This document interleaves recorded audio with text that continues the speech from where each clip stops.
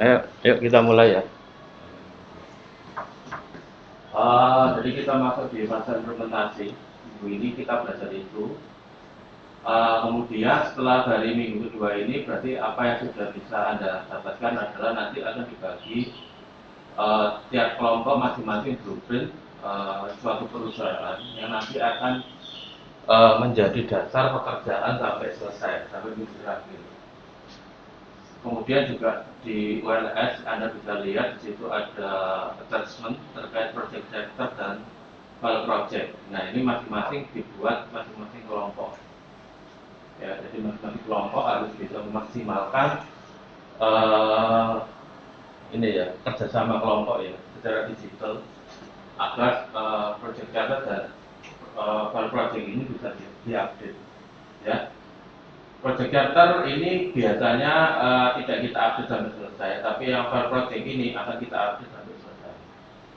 Ya, kemudian secara fase project kita mulai yang namanya minggu kedua ini kita masuk project kick off ya. Jadi seolah-olah kita sedang berproject beneran ya. Jadi kita masuk tahap awal yaitu project kick off dan nanti file dokumennya yang harus diselesaikan ya terkait minggu depan adalah project charter ya. Kalau Microsoft Project tentunya ada koreksi ya sebagai planning ya. Anda kerjakan sebagai planning dan dari minggu ke minggu nanti akan Anda update. Ya. Tentunya kalian pasti sudah familiar ya dengan Microsoft Project ya. Jadi Microsoft Project itu bukan dibuat sekali terus selesai, itu bukan. Tapi selama project itu belum selesai, maka file project ini akan diupdate. Ya. Diupdate untuk apa? Misalkan apa? Misalkan terjadi kemunduran, ya, terjadinya delay pekerjaan. Berarti apa? Anda memiliki tantangan apakah bisa boleh tepat pada waktunya. Ya. Jadi tools management project secara umum ini perlu terutama sebagai project manager harus bisa mengambil strategi ini projectnya on track, on budget atau on time. Ya, jadi unsurnya adalah duit. Ya, project itu komponen pertama yang pasti ditentukan on scope, on budget. Project ini sudah melebihi hitungan kita enggak? Ya, misalkan budget paling gampang Anda membangun rumah. Anda pasti punya kisaran kan sebelum rumah itu jadi ya. Anggap aja Anda budgetkan 1 miliar. Dengan berjalannya project bisa jadi di tengah proyek itu sudah tercapai 1 miliar ya. Ya, baru jadi setengah itu sudah habis. Nah, itu sebagai project manager Anda harus punya strategi ya. Jangan sampai kondisi itu terjadi ya. Jadi ketika suatu budget sudah mendekati over itu harusnya sudah ada rambu merah ya. Terus di tengah project banyak resource-nya yang sakit ya, khususnya yang COVID kemarin. Tidak ada yang menduga tiba-tiba ada pandemi ya. Jadi ketika pandemi itu project pada berguguran ya di waktu COVID itu. Jadi di situ yang dulunya terkenal project manager handal ya, terkenal bagus, proyeknya selalu berhasil. Ketika pandemi mereka teruji. Mereka benar-benar project manager yang benar-benar militan atau enggak ya. Ketika suatu kondisi itu tidak ideal, itu yang namanya baru project manager hebat. Ya, tapi kalau keadaannya itu baik, duit tidak terbatas, waktu tak terbatas, tenaga kerja tak terbatas, nah itu ada atau enggak ada project manager itu enggak penting. Ya, paham ya maksud saya ya. Jadi ketika ada keterbatasan di situ adalah pentingnya suatu kata-kata management, project management. Ya, jadi di kelas ini pasti nanti akan merasakan adanya problem itu. Misalnya apa? Dari awal komit, tapi di tengah jalan ada teman yang nggak komit. Ya, misalkan ya. Kemudian di tengah-tengah banyak serangan tugas dari mata kuliah lain. Ya, nah itu berarti apa? Anda sebagai project manager di masing-masing kelompok tentunya nggak terbatas di orang yang dipilih ya sebagai project manager. Tapi kalian kan akan merasakan bahwa untuk memanage itu penting. Ya, kalian mahasiswa pasti punya keterbatasan. semua ya, setiap hal itu ada keterbatasan, sehingga itu harus di-manage, sehingga tidak sampai menimbulkan kerugian yang lebih besar, ya seperti itu ya. Nah, itu agenda kita hari ini akan masuk fase implementasi. Nah, sebelum masuk sana, saya ada sedikit yang saya lewatkan ketika minggu pertama ya, dan saya rasa ini penting menjadi modal kalian, jadi saya secara khusus membahas ya. Ini bisa menjadi pelajaran Anda yang bermanfaat ketika Anda melihat seberapa krusialnya sih pelajaran ini ya. Mungkin beberapa orang sudah membaca, jadi saya tekankan aja ya, bahwa untuk mengimplementasikan itu bukan sesuatu yang sederhana.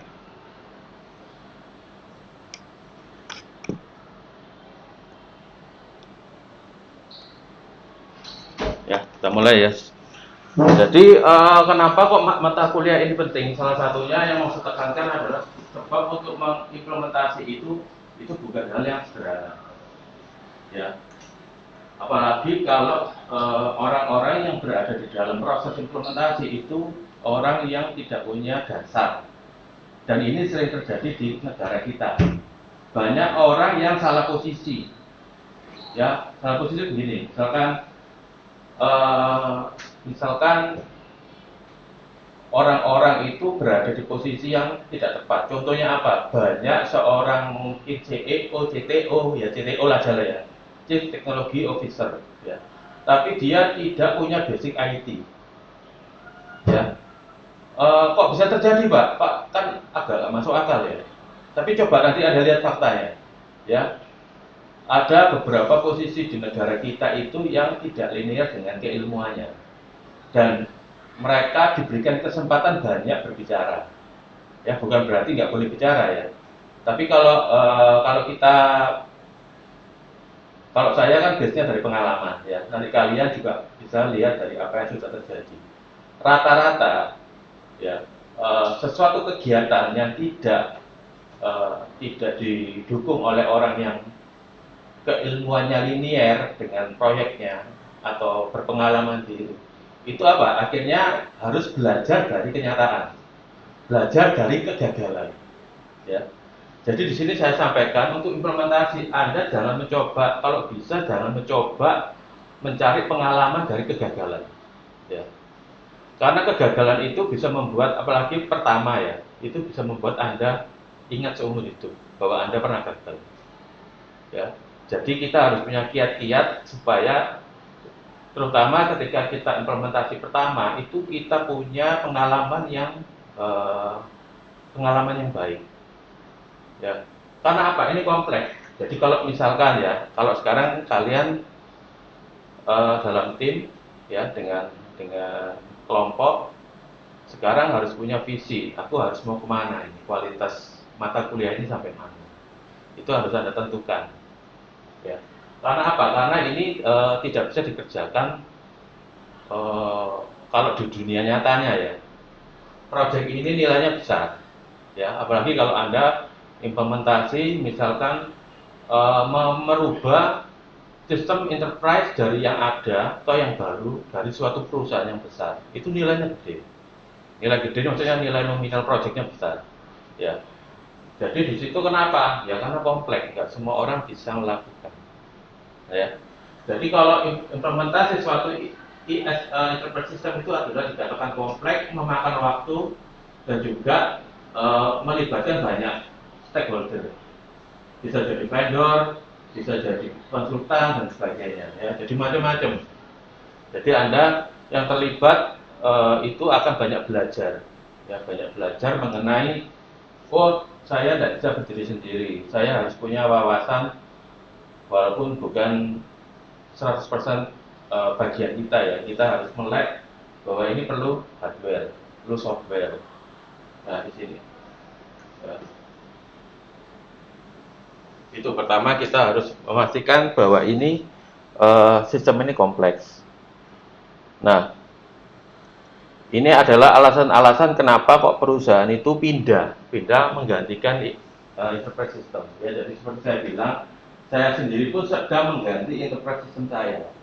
Ya, yang namanya suatu enterprise system sekarang itu gampang dimakan waktu.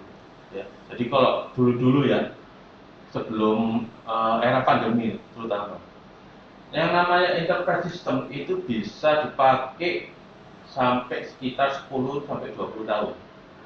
Ya, jadi sistem kita implementasi sekali di tahun ini, kita akan bisa merasakan faedahnya 20 tahun ke depan. Kita nggak bergonta ganti sistem. Ya. Saat ini dengan yang ada namanya pandemi, ini merubah, ya kalau bilang 180 derajat kayaknya lebay gitu ya. Tapi perubahan itu besar, ya. Setelah era pandemi, ya, yang namanya ini ya, teknologi ya. Ya. Tiba-tiba itu semakin banyak orang ngerti bahwa aku butuh teknologi. Wah, ini bagus ini. Trennya tambah bagus. Semakin orang harus yakin perlu teknologi apa. Contohnya, saya harus work from home. Dulunya nggak kepikiran, nggak punya setup kantor di rumah. Sekarang ini sudah mulai orang kecanduan. Akhirnya apa? Salah satu contohnya di Amerika itu terjadi kenaikan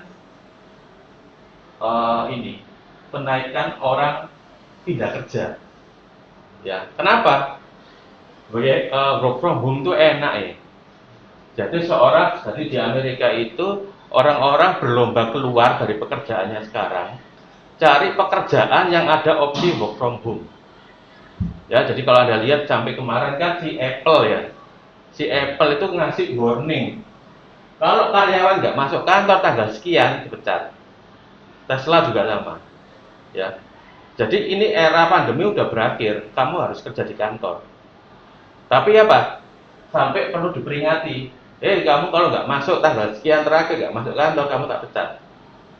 Ya, jadi kalau Anda lihat di Amerika sebelum si Tesla sama si Apple ini minta karyawannya didoktrin ya, kamu kalau nggak masuk tak pecat. Ya, itu apa?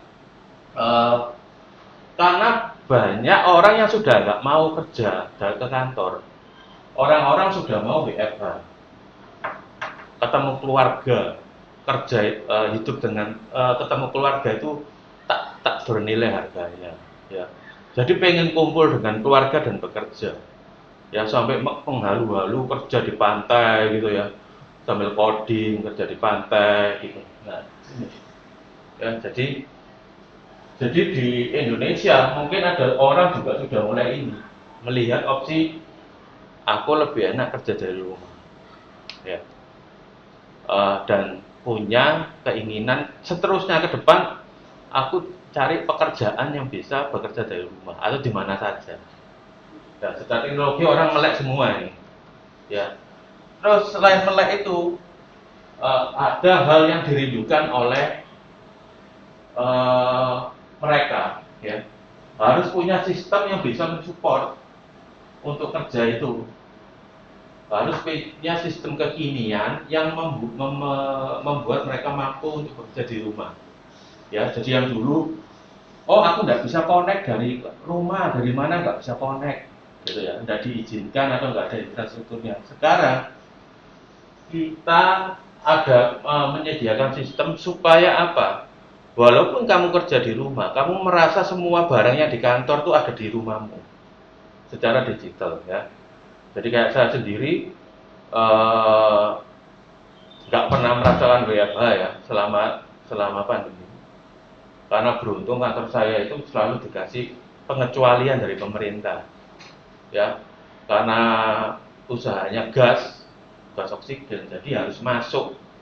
Jadi saya selama pandemi ini tidak merasakan WFH, ya, karena harus fight di lapangan untuk bertemu dengan orang-orang yang membutuhkan oksigen.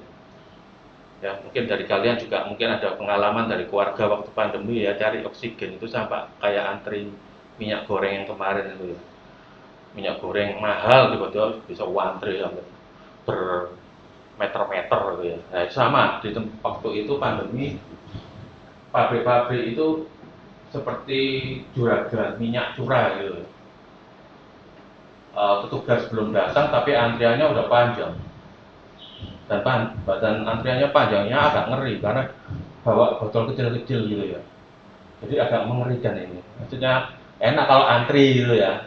Ini antrinya bawa tabung oksigen. Ya, jadi agak agak menegangkan ya, agak menyedihkan ya. Karena apa?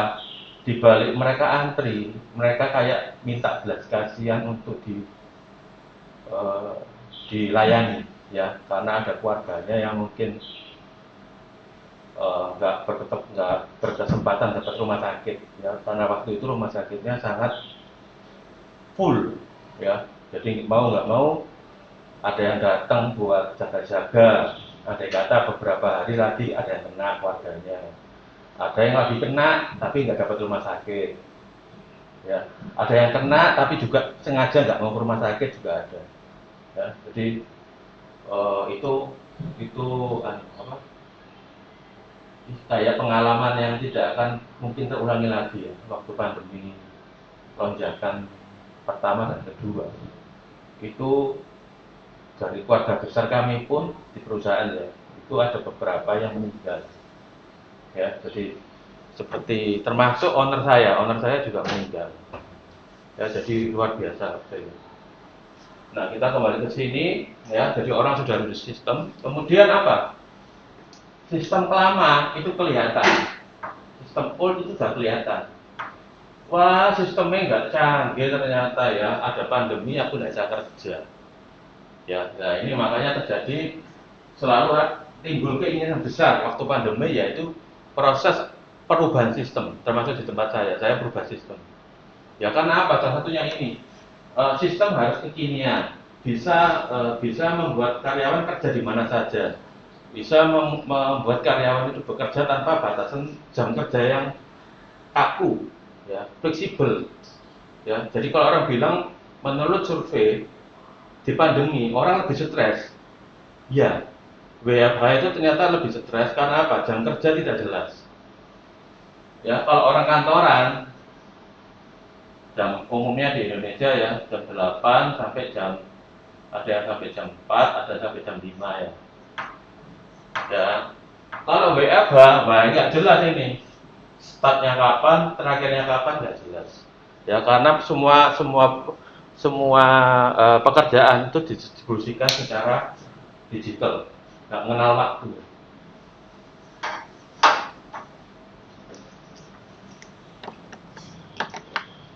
Nah, itu kalau dari segi teknologi, ya ada challenge bagaimana supaya, jadi saat ini banyak perusahaan yang sedang mengganti sistemnya. Triggernya adalah dari pandemi. Kemudian kedua, dari cerita ini juga muncul satu fenomena, yaitu apa? Banyak tenaga kerja yang keluar. Tenaga kerja itu keluar. Ya, keluar dengan keinginannya sendiri, karena dia merasa bersama keluarga itu lebih penting. Ya, dengan cerita apa?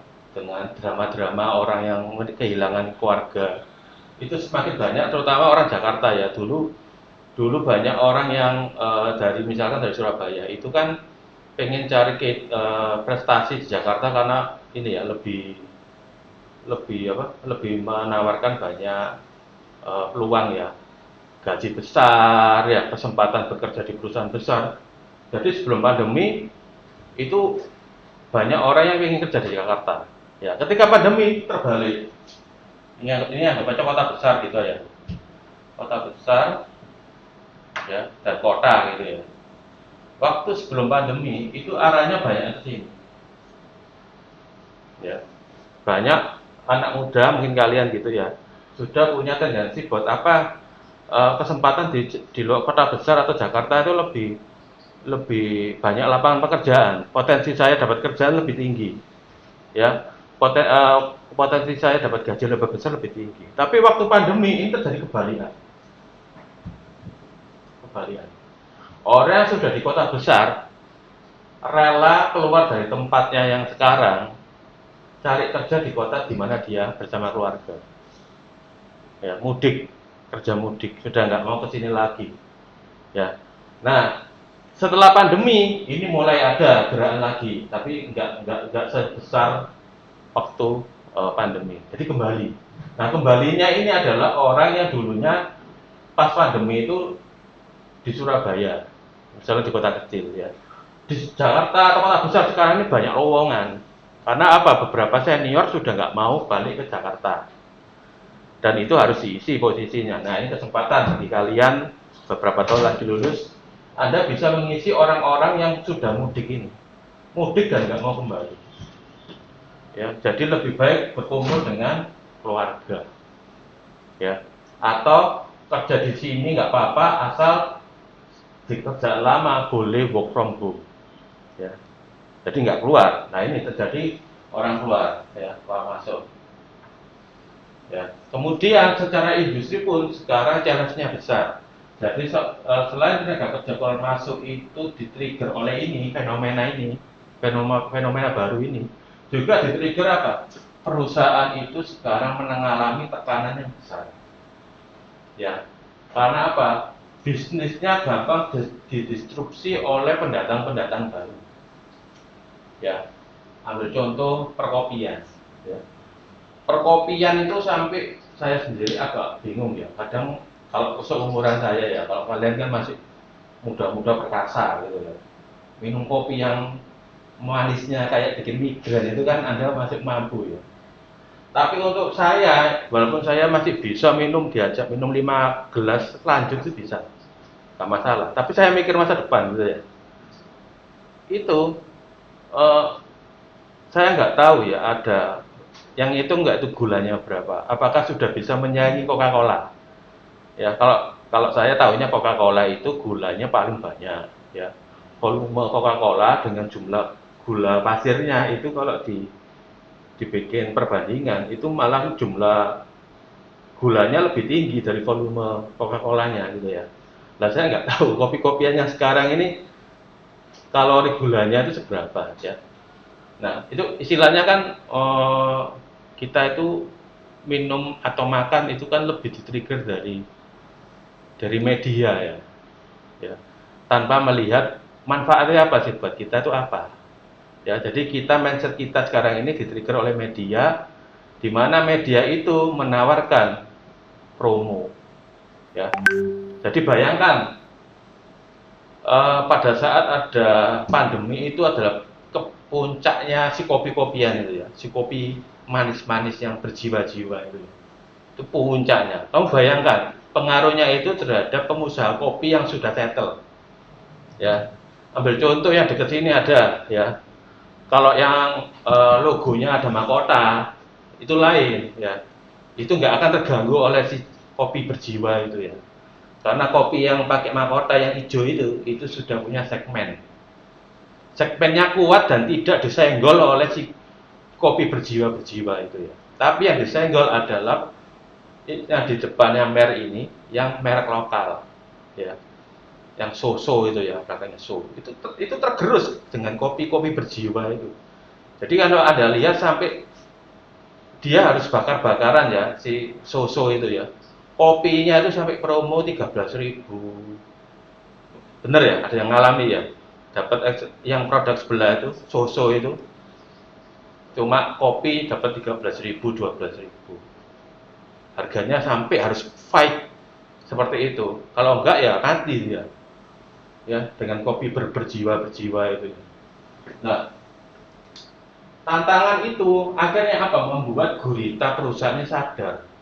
Aku enggak bisa kayak gini terus.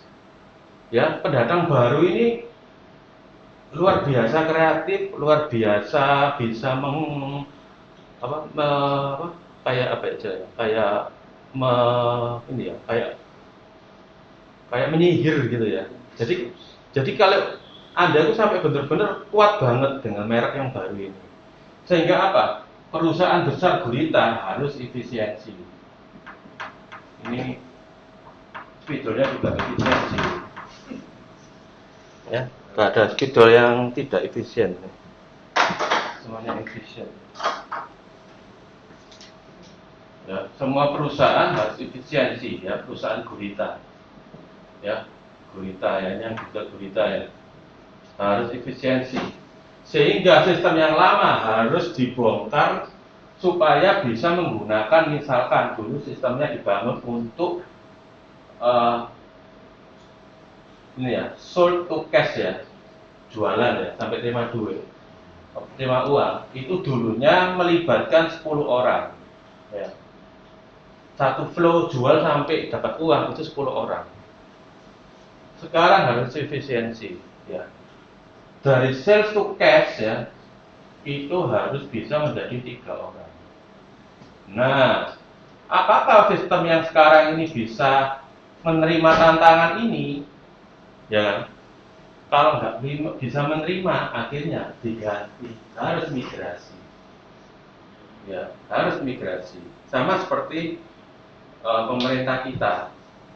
Awal-awalnya ngurus KTP sampai panjang kali lebar gitu ya. Tapi pemerintah juga punya tantangan mengefisiensi baik tenaga kerjanya, yaitu PNS. Ya, itu harus dimaksimalkan dengan teknologi. Sehingga apa?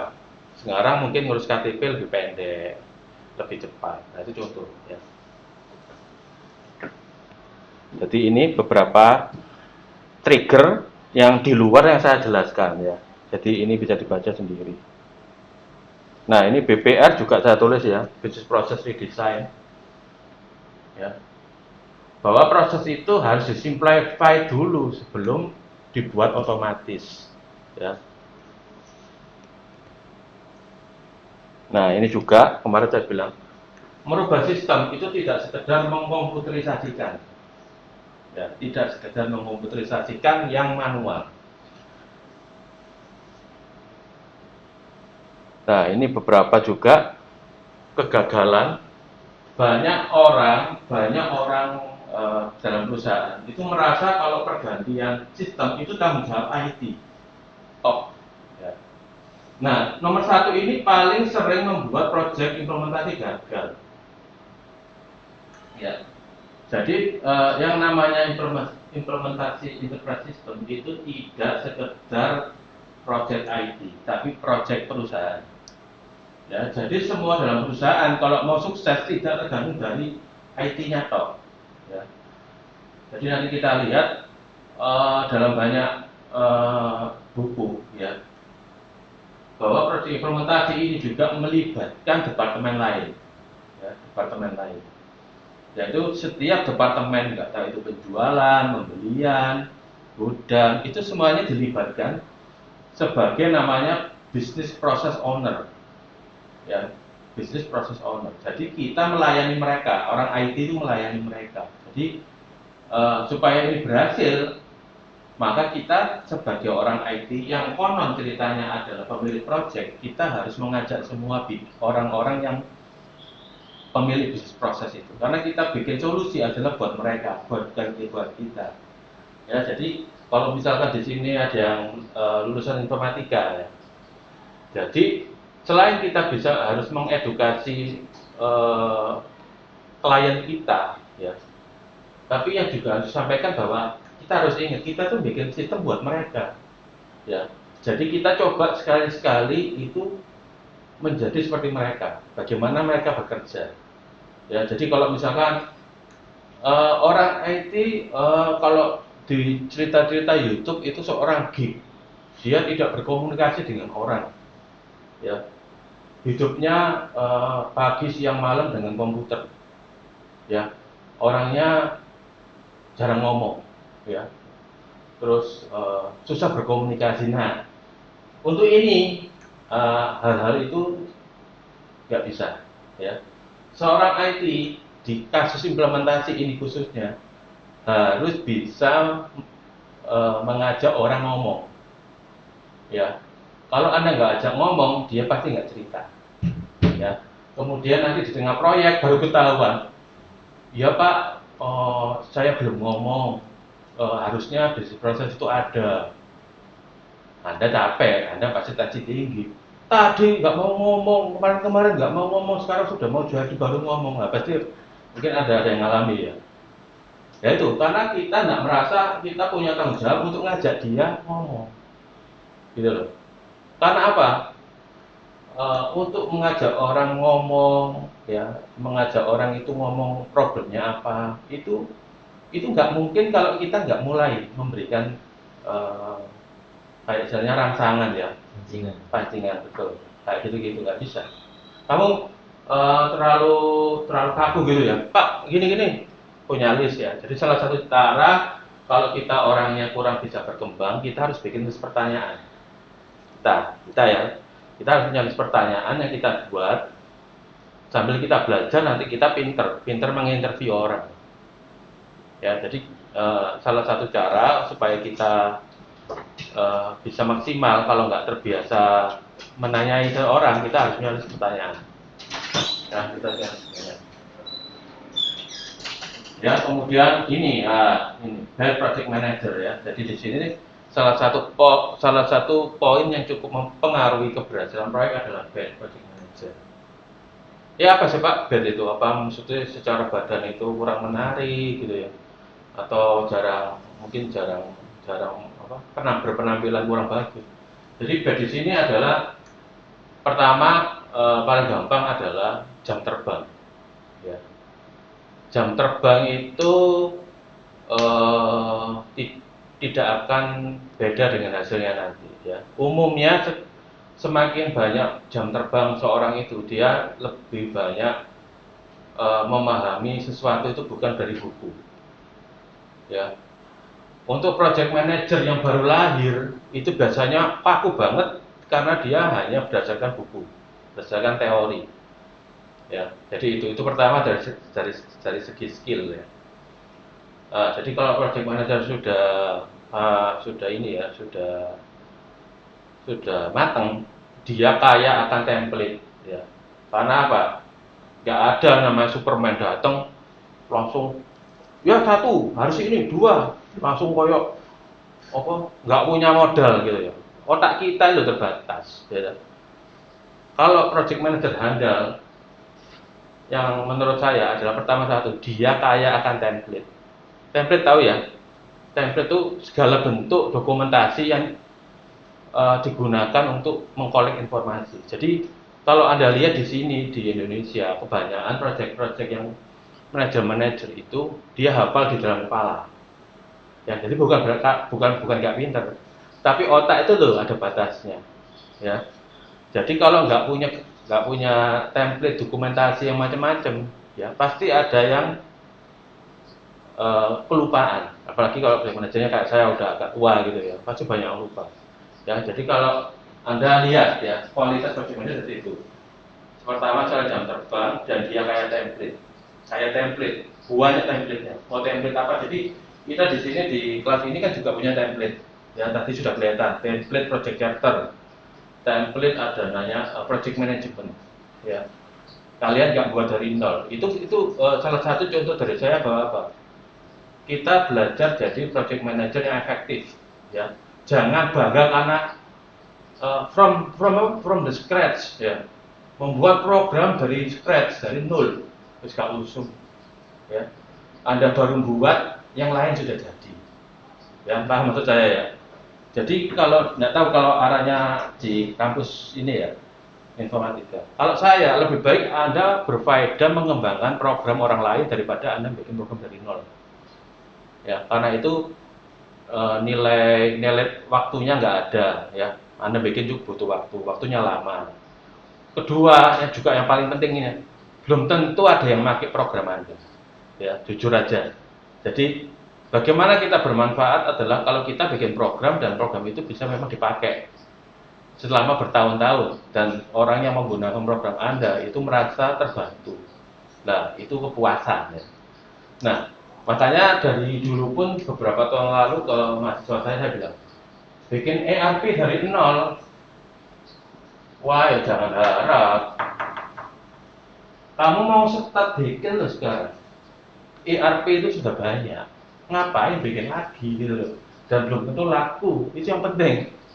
Ya belum bisa Anda capek-capek, sakit, bikin ERP hasilnya juga nggak begitu lengkap, terus nggak ada yang pakai.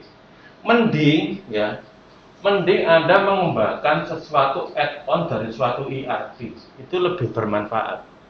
Ya, contohnya apa? Kemarin sudah saya singgung. Semua ERP konon itu dari luar negeri, bukan dari Indonesia. Ya, termasuk topik yang di kelas kita pakai Odoo. Buatlah salah satu add-on yang belum ada di sana, yang banyak digunakan orang Indonesia. Jadi bikin itu lebih bermanfaat. Anda bikin, kalau memang bagus, bisa langsung dijual. Lah itu maksud saya. Jangan, ya saya tidak menutupi. Oh, ada orang yang pengen nasionalisme, pengen bikin ERP from Indonesia gitu ya. Tapi kalau saya alangkah baiknya kalau bikin add-on dulu, ya, untuk kepentingan Indonesia, ya. Kan nggak ada kan add-on Indonesia itu kan langka. Anda bikin lebih baik begitu, ya. Nanti kalau Anda mau rebranding, kalau open source itu Anda boleh merebranding menjadi keindonesiaan itu boleh sebenarnya, ya. Kalau Odoo sudah nggak boleh karena Odoo itu sudah komersil, ya. Tapi ada beberapa ERP open source itu kalau Anda rebranding itu sebetulnya masih boleh, ya.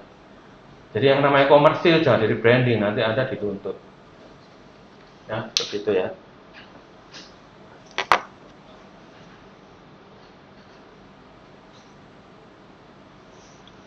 Oke, itu mungkin saya lanjut aja ke materi minggu ini ya. Dari sini ada yang mau bertanya?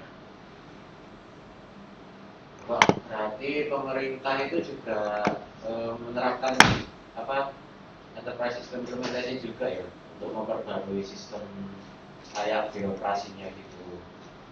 Itu juga menerapkan ESG-nya kan? Ya, sebentar ya.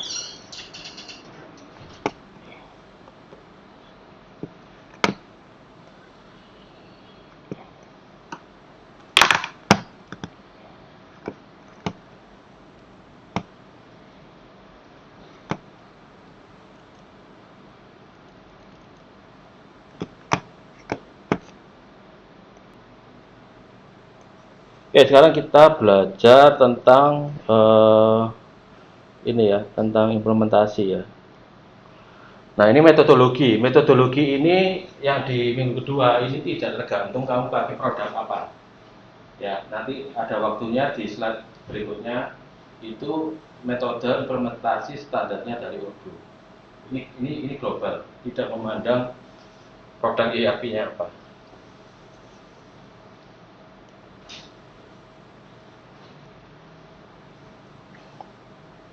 Nah, ini beberapa survei ya. Kenapa sih metodologi ini penting? Jadi ini linear dengan kata-kata saya ya.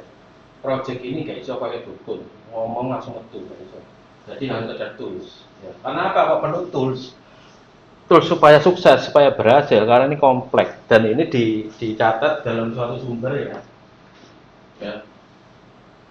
Bahwa 65% ya eksekutif, berarti hampir separuh lebih, bahwa merubah ini akan memberikan perubahan yang moderat, yang menengah, ya, yang hurting, jadi memberi dampak itu awalnya sakit, ya, ada perubahan sakit dan perlu biaya, ya, yang membuat apa? Bisa menuju secara potensial itu implementasi itu bermasalah. Ya, kemarin tadi saya bilang ya, project harus on scope, ya, on budget, on time, 3 minimal. Nah, kalau ini tidak tercapai, maka apa? Ada masalah. Ya. Kemudian nih, implementasi ERP tidak hanya ini ya, masalah komersial ya, duit-duitan. Aku beli software berapa, beli license berapa, ya. Tapi sebetulnya ada hal yang perubahan besar yang tidak bisa diukur dengan uang. Ya, kalau beli produk ya tadi ya, beli software kamu tahu harganya berapa, beli license tahu harganya berapa. Tapi ada yang tidak terukur, ya. Karena apa? Ini merubah pertama apa? Bisnis proses. Ya, kamu perusahaan siap nggak dirubah atau mau berubah tapi aslinya nggak mau. Nah, itu ya. Kemudian IT infrastruktur, ya, aslinya cukup bandwidth ya, kalau Anda pasti merasa ya, bandwidth internet cuma 10 mega. Sekarang apakah cukup dengan 10 mega ketika kita berubah? Ya, apakah harus sampai dari 10 mega upgrade jadi 100 mega? Ya, dan juga strategik dan taktis dari perusahaan. Perubahannya banyak. Ya, nah ini kalau nggak ada spirit mau berubah, itu gagalnya tinggi.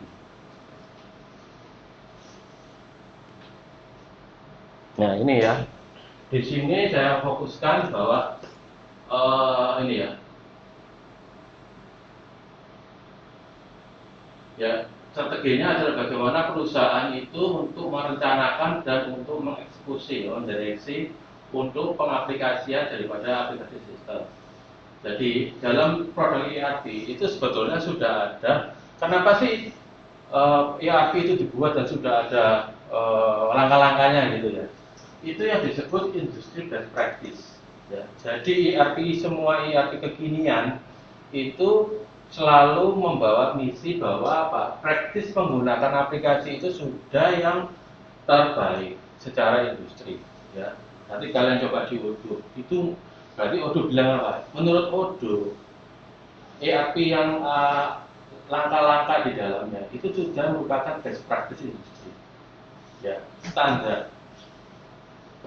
Ya, dan sebetulnya masih bisa diubah-ubah untuk menyesuaikan kebutuhan khusus organisasi. Ya, jadi semua ERP itu dia bikin suatu produk itu secara generik best practice. Ya, jadi Anda kalau beli asumsinya kayak kotak gini ya. Nah, ERP kotak ini akan coba dimasukkan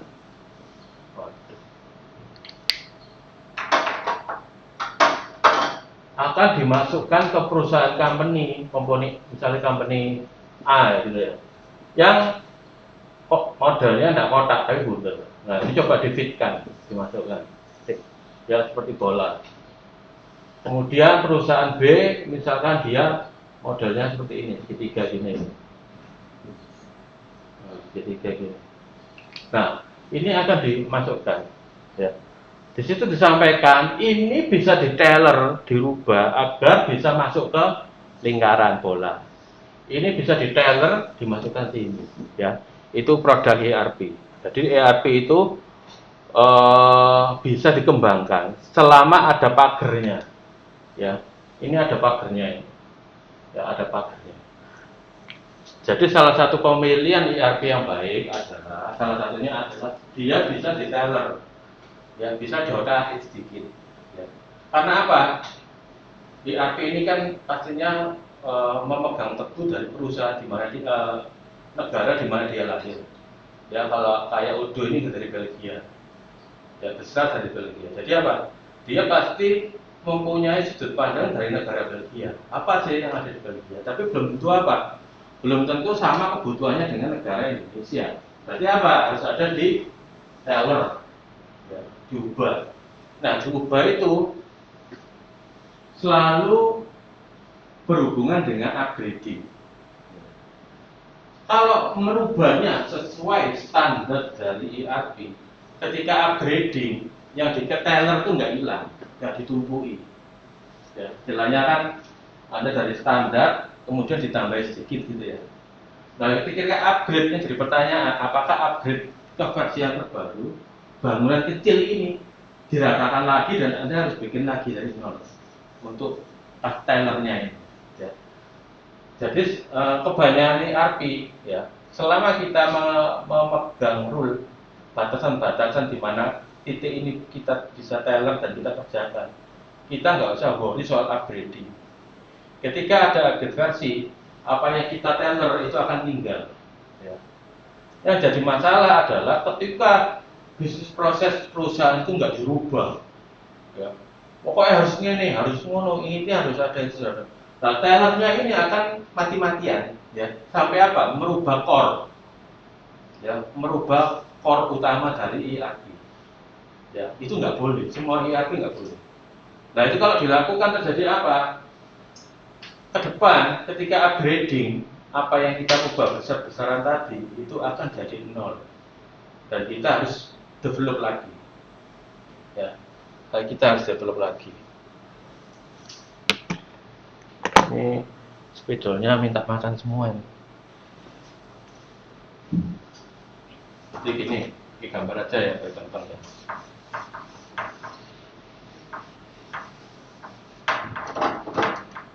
Nah, ini misalkan tadi ya standarnya, waduh,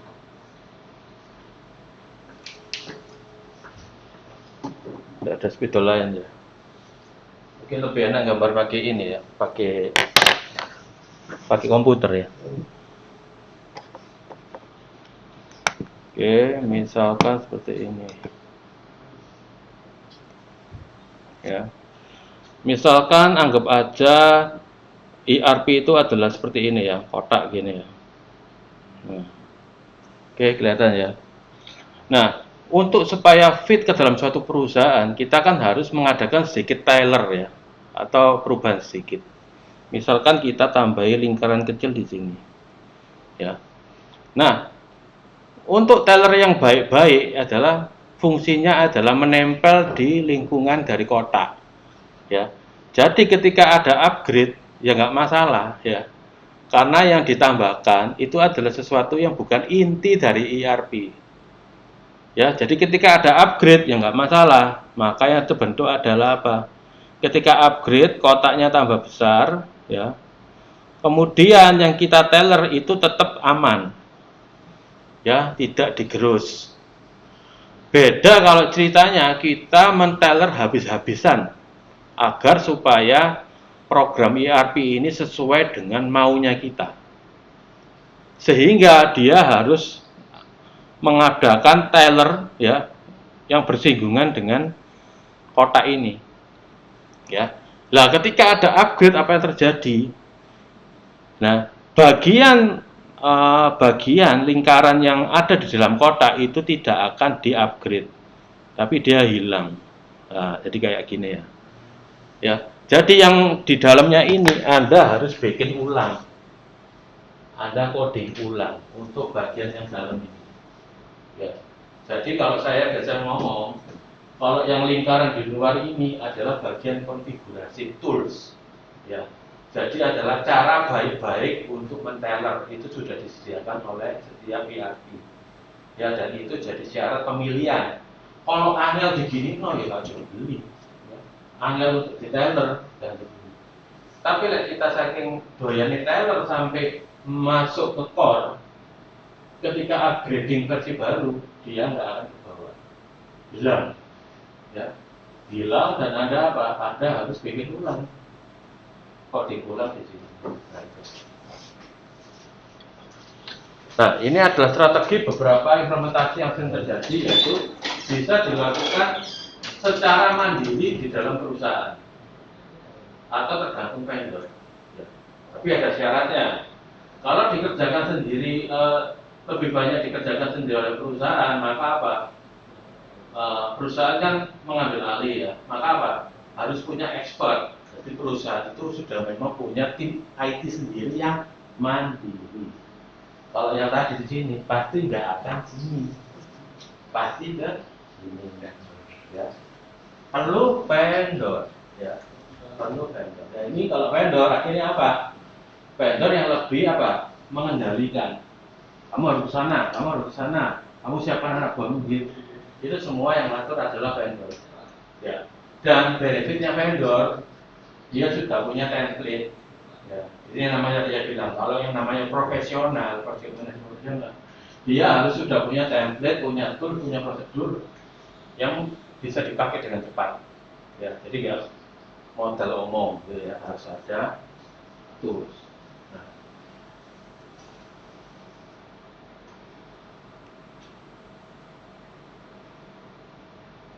Nah, ini adalah beberapa key aspek dalam implementasi strategi ya.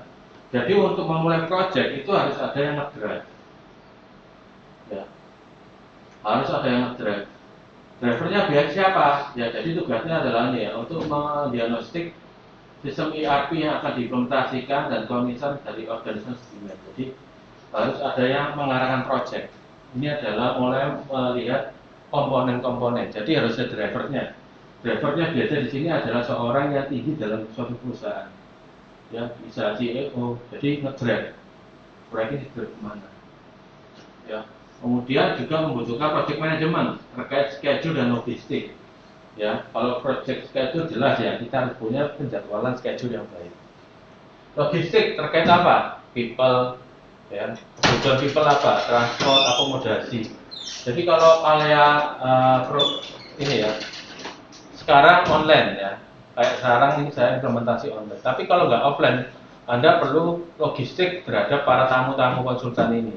Nginepnya di hotel mana, standarnya mau hotel bintang berapa, makannya apa, SOP-nya apa? nah itu kalau itu lain ya, itu belakangan itu. Kalau udah goal baru itu. Jadi logistik ini lebih ke ada konsultan tidak mau tidur di standar minimal 4 mau. Ya, jadi 4 ke atas baru dia mau. Ya. Kemudian project resource ini terkait apa? Siapa yang terlibat sebagai sumber daya project, bisa dari harusnya internal ya, sebagai orang yang subject matter expert. Jadi seorang yang ahli dalam tahu ini perusahaan kerja apa sih, apa yang dibutuhkan sih, ya. Di mana-mana konsultan itu atau kita nanti yang bakal jadi konsultan selalu perlu orang lain, ya, selalu perlu orang internal yang jujur mau ngomong, ya. Jangan berharap orang internal itu ngomong banyak. Jadi ya, kayak tadi Anda harus mengajak orang itu bisa ngomong banyak, ya, atau diajak makan, kata dia dan diajak makan, ya, kemudian akrab supaya apa? Dia banyak cerita. Masalahmu apa sih? Masalah perusahaannya apa? Terus kalau misalkan Anda jadi konsultan, terus Anda berhubungan dengan perusahaan, diam semua. Anda tanya, tidak tahu Pak. Terus tanya si B, tenaga penjualan, tanya, tidak tahu Pak. Sampai berarti apa? Perusahaan itu dalam masalah. Ya. Berarti apa? Ada sesuatu yang mungkin ditutup-tutupi secara berjamaah. Yang tidak mau terbuka, tidak mau dibuka, jadi ada masalah. Ya, kemudian key function modul, jadi sini ada dalam ERP nggak ada satu orang yang dianggap paling ngerti di modul lain. Ya, jadi harus profesionalisme. Jadi di sini mulai diajarkan ya, ada yang profesional di sales, ada yang profesional di supply chain, ada yang profesional di finance. Ya, jadi harus ada function modulnya, sepotong-sepotong. Ya, untuk apa? Mencocokkan bisnis proses. Jadi orang yang di bagian sales harus bisa memastikan sistem menangkap bisnis proses dari sisi penjualan. Ya. Nanti ketika ini sudah selesai, sales sudah selesai, masalah sendiri, supply chain sendiri, finance sendiri, ini yang paling angel, integrasi. Jadi mengawinkan supaya apa yang ada di sales itu informasinya sampai ke misalkan ke supply chain, hubungannya ketika keluar barang. Ya, jangan sampai di bagian sales ada transaksi pengeluaran barang tapi nggak update di informasinya supply chain bagian gudang. Ya. Sebaliknya juga sama dengan financial apa? Jangan sampai ketika mencatat invoice terjadinya piutang dagang, orang sistem di FIFO-nya nggak tahu, nggak update. Nah, itu namanya integrasi. Ya. Jadi ini lebih ke ngurusi modulnya dewek, ya, sepotong-sepotong modul. Nah, ini yang mempersatukan antar modul.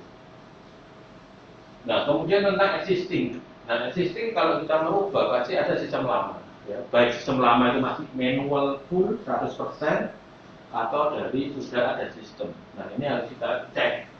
Bagaimana terkait tentang sistem legacy, ya. Kemudian bagaimana cara untuk apa? Untuk interface atau konversi dan configuration, ini maksudnya apa? Memindahkan data-data dari sistem lama ke baru. Itu harus dipikirkan. Masa mau diketik sendiri, diketik ulang, ya. Bisa nanti kekar misalnya ada apa-apa.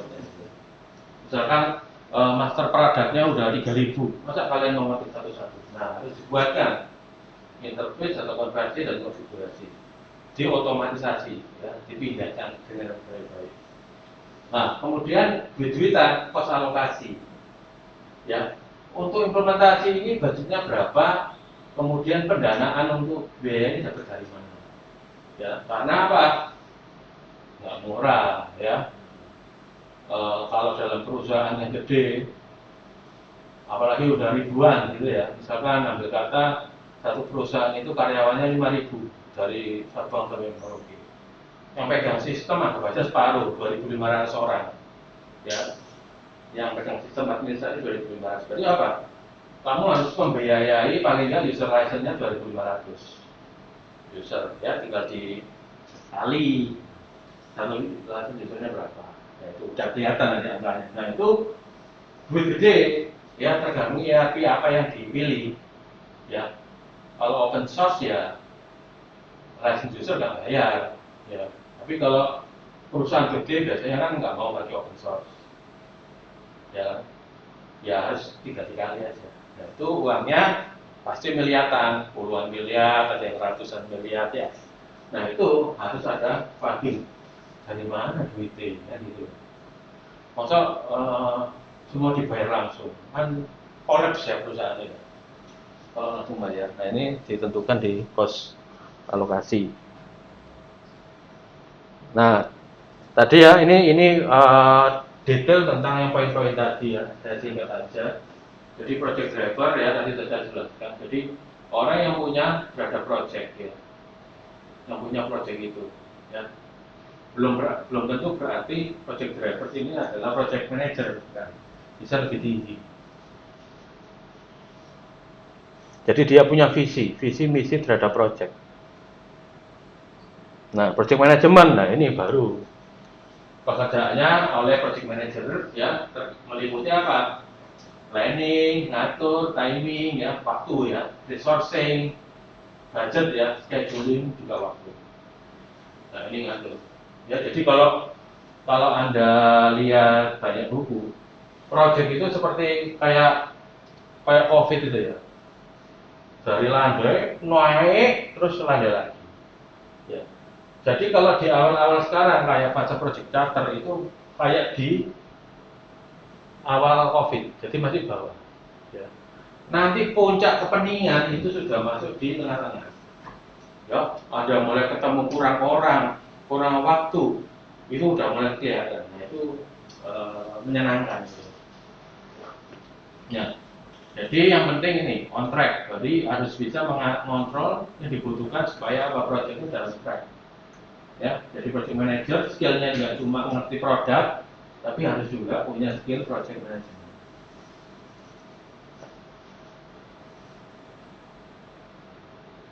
Ya, resource saya sudah jelaskan, ya, ada internal, ada eksternal.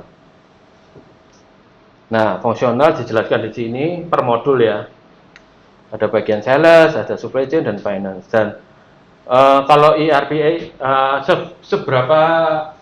seberapa profesional, ya, jadi kita lihat, ya, kalau di SAP karena ERP ini sangat kompleks, hampir bisa apa saja, ya, maka tidak dimungkinkan satu orang di sini dan megang di sini, tidak dimungkinkan, ya. Jadi seorang konsultan ERP SAP misalkan, ya, kalau sales, ya, dia ngurusin sales, dia nggak ada waktu dan dia tidak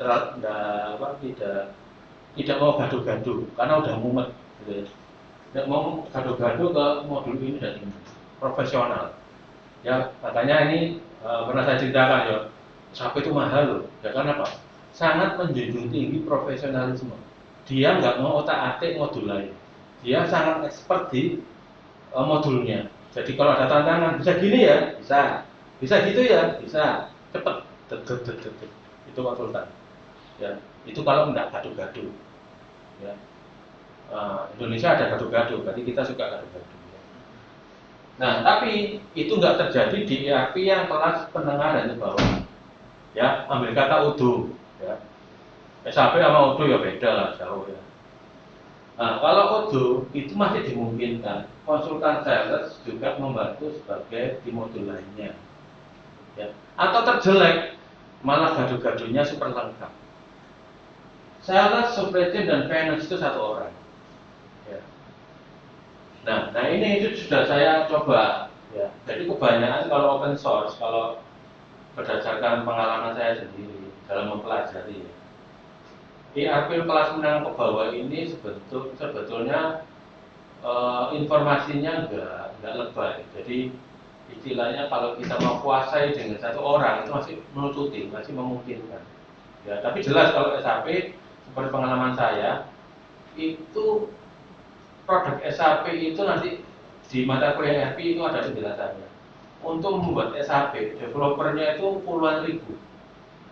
Ya, dari output puluhan ribu developer, pasti kita tahu ya hasilnya seruat apa itu, selengkap apa itu. Sehingga apa? Produk itu tidak bisa dikuasai gaduh-gaduh karena produknya itu deep dan kompleks. Hampir semua tantangan apa di SAP itu bisa. Ya, digini no bisa, digini no bisa, ya, detailer apapun bisa. Nah, tapi kalau yang menengah ke bawah, akhirnya bikin add-on gitu ya. Banyak banyak apa? Banyak codingannya, maksudnya nggak langsung ready gitu. Nah, itu karena ruang lingkup hierarkinya kecil, ya kecil. Ini enggak, ini belum tentu ada, ini belum tentu ada. Nah, itu harus dibuat.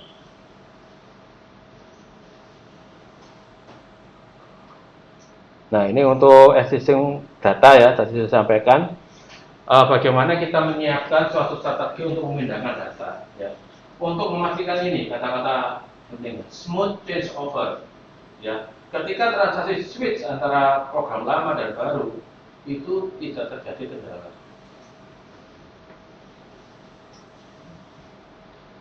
Apalagi ini ya, program-program lama yang desentralisasi.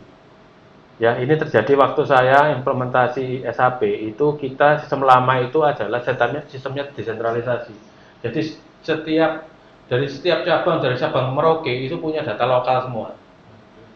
Ya, jadi ada server A, ada 100 cabang berarti ada 100 server. Dan server itu ada di masing-masing lokasi cabang. Ya. Ketika itu terjadi perpindahan sistem menjadi sentralisasi, kita punya tantangan bagaimana kita dengan waktu ini bisa mengambil data dari sekian ratus cabang. Ya. Untungnya waktu itu kita tidak menggunakan pendekatan Big Bang, tapi kita ada di sini jenis-jenis perubahan ini. Ya, karena kalau Big Bang kita ya agak bisa mikir bagaimana data server yang di 100 lokasi ini kita tarik bareng-bareng di suatu saat yang sama, besoknya boleh. Nah, ini enggak mikir. Untungnya kita tidak pakai opsi itu, kita milih opsi yang pilot project. Ya, jadi kita pilih-pilih beberapa titik perusahaan yang terdekat, yang kompleksitasnya bermacam-macam, yang bisa mewakili semua seratusan ini, kita ambil 4. Nanti kita lihat itu disebut apa. Nah, ini ya, kos alokasi. Gampang ya. Ada softwarenya apa, hardwarenya apa, konsultannya siapa, kemudian waktu yang dibutuhkan dan training ya. Jadi waktu ini sangat menentukan biaya. Ya. Semakin lama project, logikanya waktu yang uang dan waktu yang dikeluarkan akan lebih besar. Ya. Jadi banyak sekarang itu tuntutan implementasi cepat untuk menekan harga. Nah, kalau kayak ERP yang besar-besar itu belum tentu bisa diajak kebut-kebutan gitu ya. Ya, belum tentu bisa. Tapi kalau untuk ERP yang bawah, kita mau set 1 bulan aja bisa, mungkin ya. Kita bisa dengan kompleksitas perusahaan yang tidak begitu luas itu kita bisa terima. Ya, asal datanya siap. Nah, ini kita skip aja ya, ini gabungan dari tadi. Mungkin yang lebih tepat ini ya. Nah, ini. Nah, ini adalah beberapa jenis pendekatan implementasi. Ya, jadi di sini akan dijelaskan kelebihan dan kekurangan, terutama untuk implementasi sistem di perusahaan yang sudah banyak cabangnya. Di sini kita belajar bagaimana kita memanage resiko dan biaya. Ya. Contohnya pertama, ini yang paling fenomenal, namanya Big Bang. ya. Big Bang bukan Bang Bang ya. Jadi, Big Bang ini dari kata-katanya sudah big ada bang, berarti apa? Akan distrategikan itu perubahan sistem secara serentak di semua cabang, ya, semua cabang. Jadi tanpa pandang bulu. Oh iya Pak, enteng Pak cabangnya satu, ya Big Bang-nya nggak serem ya. Tapi kalau saya bilang, oh Big Bang-nya semua dari Sabang sampai Merauke ada 100 cabang. Wah, Big Bang ini apa mungkin? Nah, gitu ya. Kita belajar dari strategi ini akan mengimplementasikan juga termasuk semua function. Ya, nggak cuma ngomong titik-titik cabang, tapi juga semua function. Apa contohnya function itu? Jadi, golek sales, golek supply chain, golek semua modul yang di ERP itu diaktifkan semua. Ya. Jadi ada di ERP itu dimungkinkan ya. Oh, awal-awal ini mau coba-coba deh. Saya cuma mau aktifkan modul finance itu bisa. Ya, nggak harus digabung sales, nggak digabung supply chain. Tapi yang must have itu biasanya finance.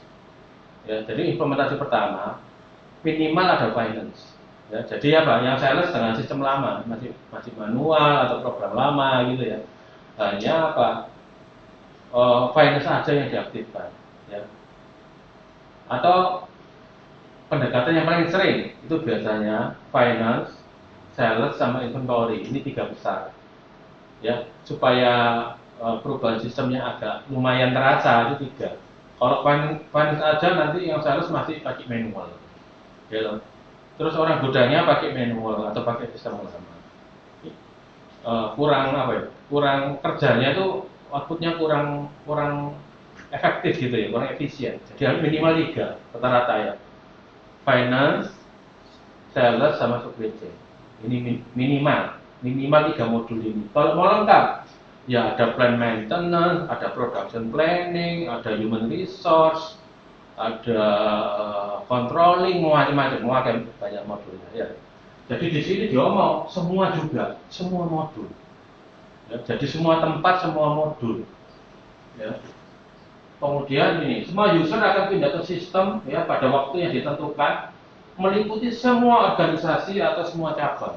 Ya, ngeri, banyak modul, banyak cabang. Ya, jadi implementasi ini apa ya?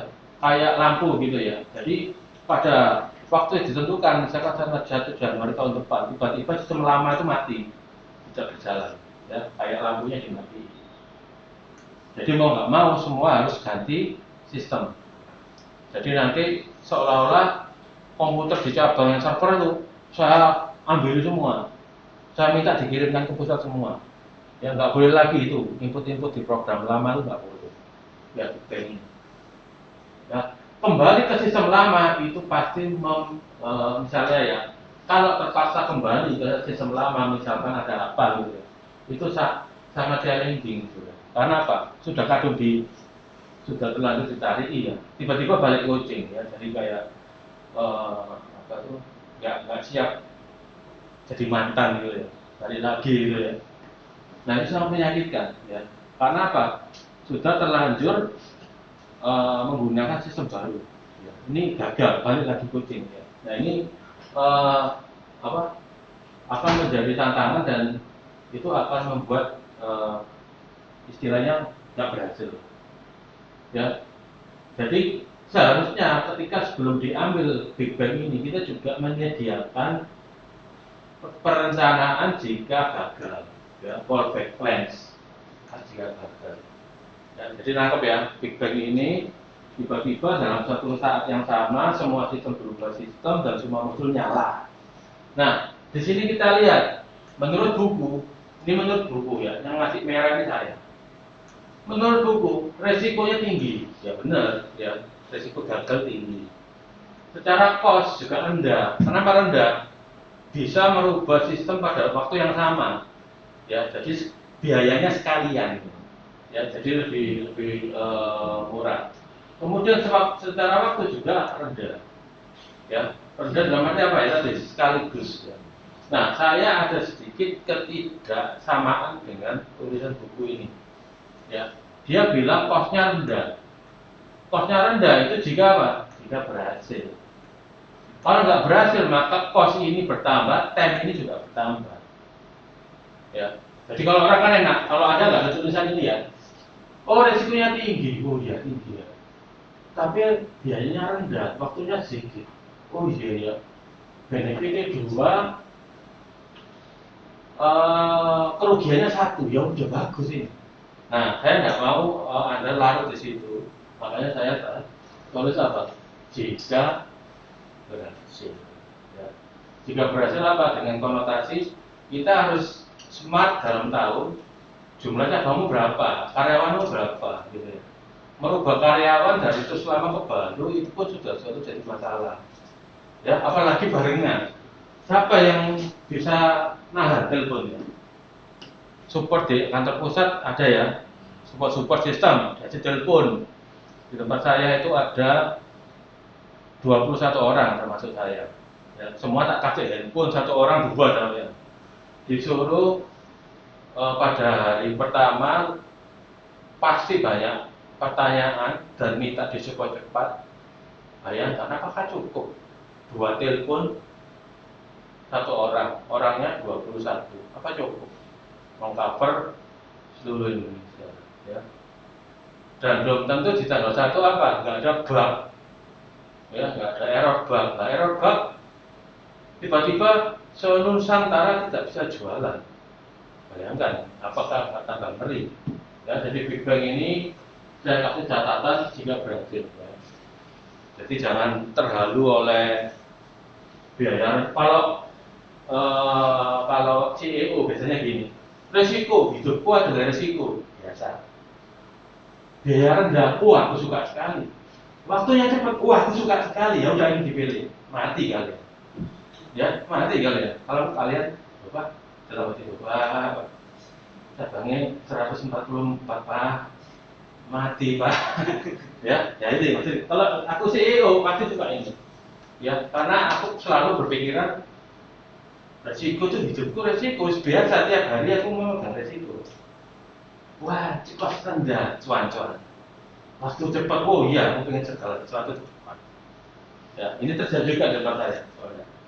Jadi bagaimana kita menjelaskan kepada seorang orang yang punya sense bisnisnya tinggi itu susah. Kita harus masuknya pelan-pelan. Ya karena bisnis itu tidak identik dengan IT. Ya, kebanyakan orang IT tidak bisa bisnis rata-rata. Ya, tapi rata-rata orang IT tidak bisa bisnis. Tapi orang bisnis rata-rata tidak tahu IT. Biasanya. Nah, sekarang mini Big Bang. Wah, setelah Big Bang itu seperti itu keluar lagi namanya mini Big Bang. Apa sih mini Big Bang? Berarti dari Big Bang itu agak berkurang sedikit. Resiko tantangannya itu ya kurang. Jadi dia mengkombinasikan antara Big Bang dengan fase. Jadi di beda fase. Jadi dibikin 2 kali implementasi. Ya tadi kan banyak cabang, banyak user, banyak modul, 1 kali jalan langsung semua on. Sekarang dibagi 2 fase atau lebih. Contohnya apa? Dibagi menjadi beberapa divisi. Ini misalkan kalau perusahaan itu memiliki divisi bisnis yang berbeda-beda. Ya, mungkin kalian paling familiar misalkan kayak Astra gitu ya. Astra itu kan banyak lini bisnisnya. Nah, kalau mau di satu sistemkan semuanya, ada divisi mobil, ada insurance, ada misalkan perkebunan, ya macam-macam konsultan, jasa konsultan. Kok kayaknya kayak Big Bang kok berat sekali ya. Maka ada pilihan ini Big Bang, maka dibikin fase. Jadi dibagi-bagi. Oh, mobil dulu, divisi divisi otomotif dulu, dibagi-bagi. Ya. Atau misalkan juga bisa dengan berdasarkan musim. Oh, nggak bisa. Mobil toh nggak bisa. Yang lainnya nggak punya mainan. Harus rata, semua harus berubah. Ya wis.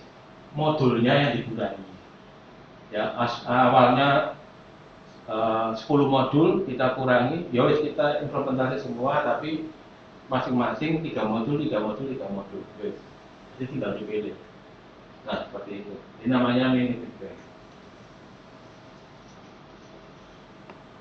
Ini kayak gini ini antara ini dan ini yang paling lebih dipilih kalau terpaksa milih adalah yang ini.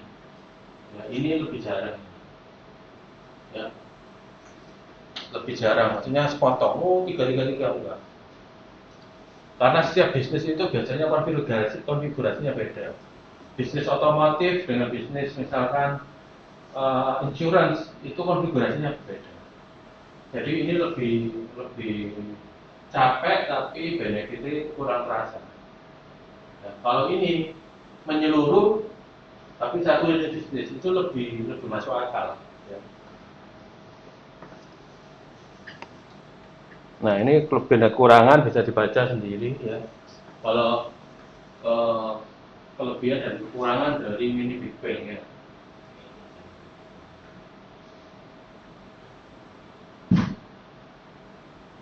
Ya. Implementasi bisa lebih cepat. Ini ada kekurangan juga.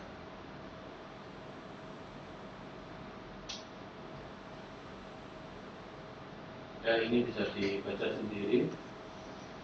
Mungkin topik apa yang menurut Anda ingin diperjelas dari pro dan cons-nya ini? Ini apa ya? Tinggal pilih yang cons-nya apa, cons-nya apa. Yang Anda nggak punya gambaran.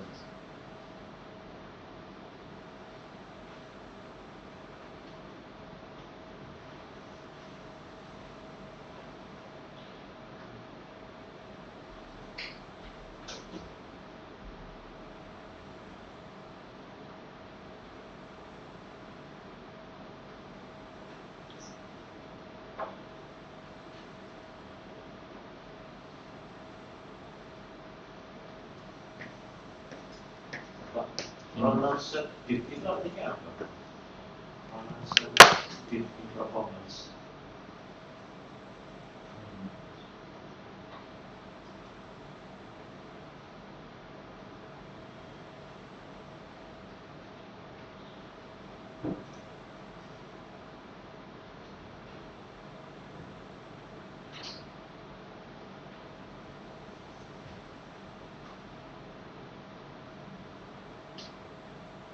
Yang mana?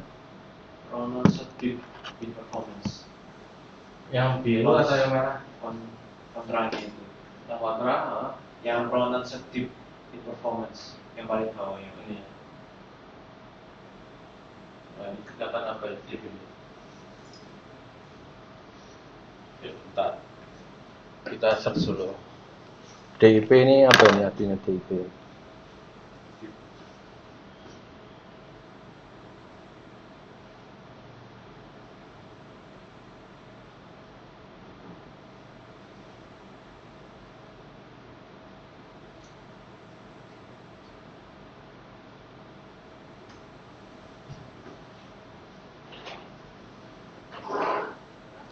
Bahasa Indonesia itu mencelupkan, bahasanya mencelupkan.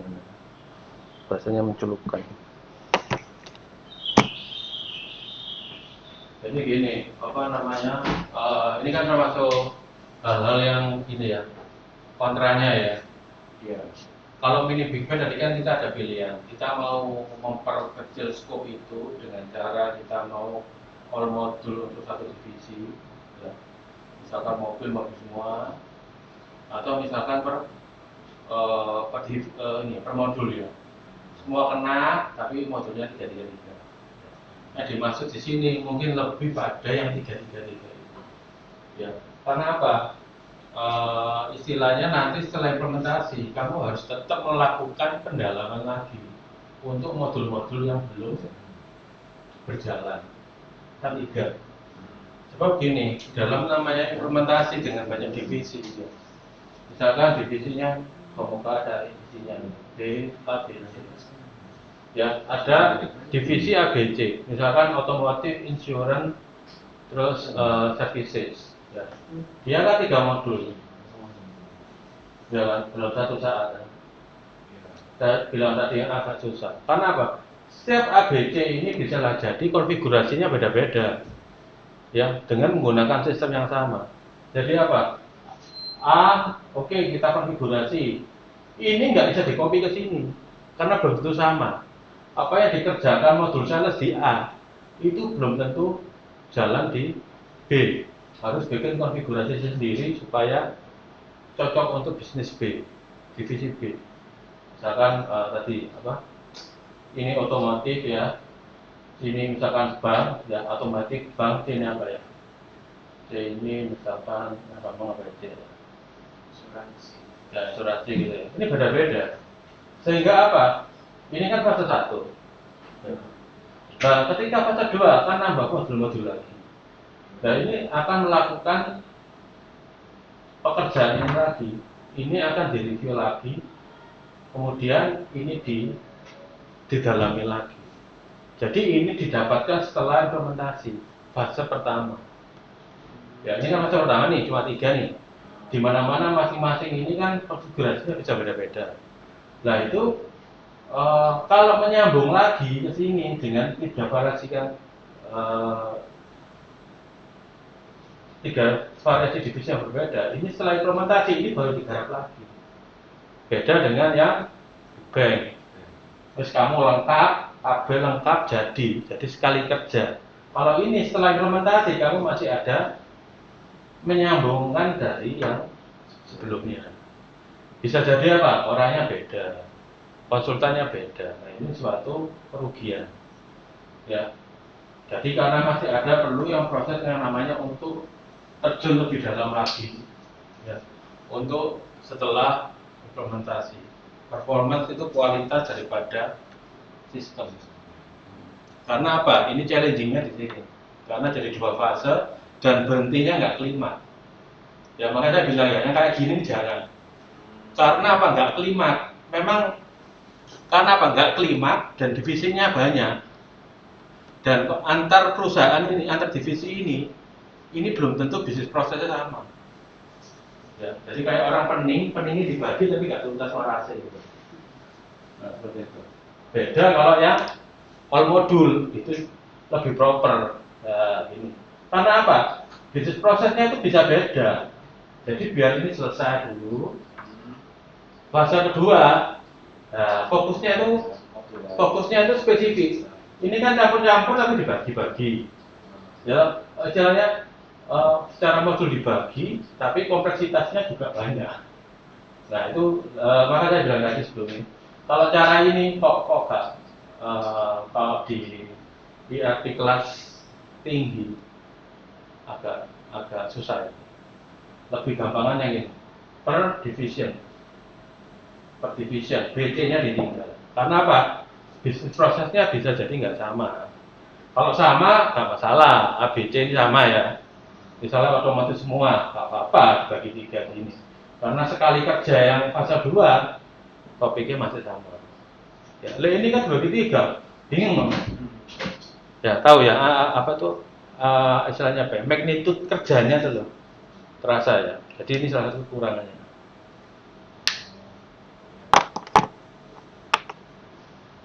Jadi kualitas dari performance system itu akan menjadi catatan setelah implementasi pertama. Bagaimana tetap sistemnya itu bisa selesai dengan semua modul tapi tetap bagus performance-nya. NRP ini ya, 121 ya. Betul ya? Kayaknya harus bawa spidol sendiri. Oke, kita lanjut dulu. Masih ada beberapa lagi. Nah, sekarang roll out. Ya, roll out ini sebetulnya penyederhanaan dari Big Bang juga. Ya, jadi roll out ini lebih namanya yang sering kita pakai adalah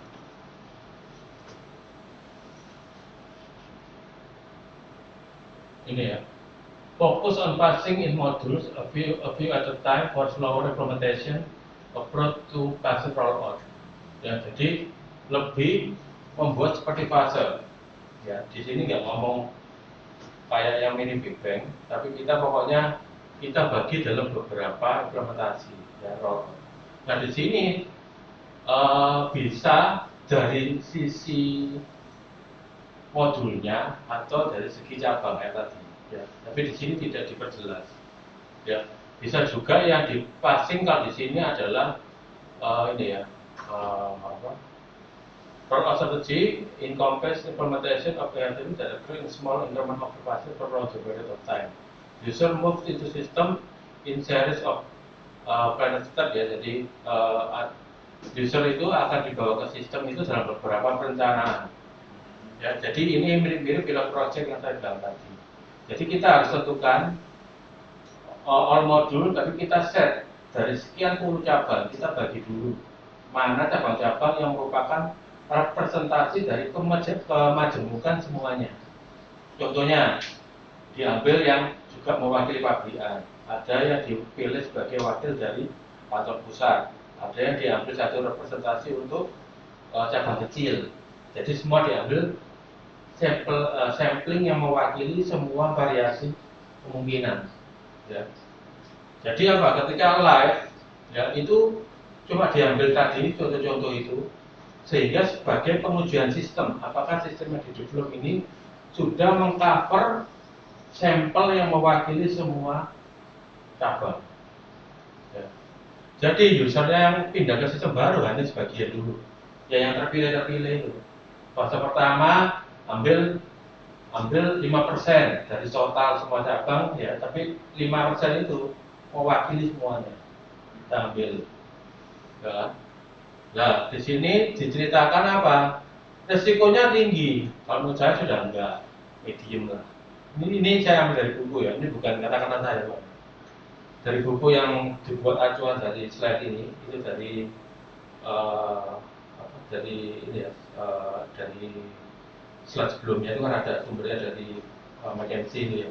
Nah itu dikatakan dia tinggi, cost-nya tinggi, time-nya tinggi. Ya. Kalau saya setuju, cost-nya tinggi. Karena untuk implementasi ini kita nggak bisa semua sekaligus, ya. Kita harus membagi dalam beberapa waktu, atau kita ngomongnya sebagai phase ya, phase roll out. Jadi tinggal satu, ya, dicicil-cicil gitu loh, dicicil-cicil sampai 100 cabang ini sistemnya terakomodasi. Tapi ada benefitnya di sini, apa? Yaitu apa? Sistem yang baru dibantu itu nggak ada yang namanya 100% sempurna. Ya, biarkan cabang-cabang yang terpilih ini sebagai fase QC juga. Ya, fase QC. Anda bayangkan tadi kan saya bilang, bayangkan Big Bang 140 cabang, semuanya telepon dan bisa bikin surat jalan se-Indonesia. Bagaimana? Apakah tim saya cukup? 21 orang itu nggak cukup. Ya, dari cabangnya aja nggak cukup, cabangnya sudah 140. Ya, personel yang terima telepon yang sekarang di tempat saya untuk SAP 21 orang. Nggak cukup, 140 cabang telepon nggak ada. Bisa gini-gini nggak ada. Bisa dilakban dengan teleponnya. Satu telepon aja dilakban gini sekali. Ya. Nah, ini lebih ini pendekatan dari saya yang diimplementasi yang lama.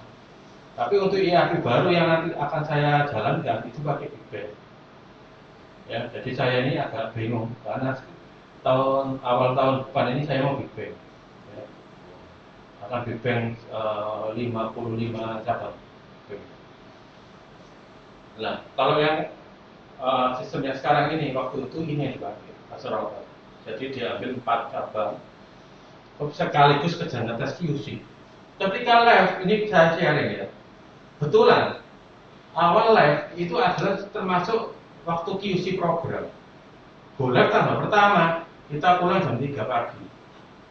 Ya, pulang jam 3 pagi bukan pulang, tapi tidur di sembarang tempat gitu.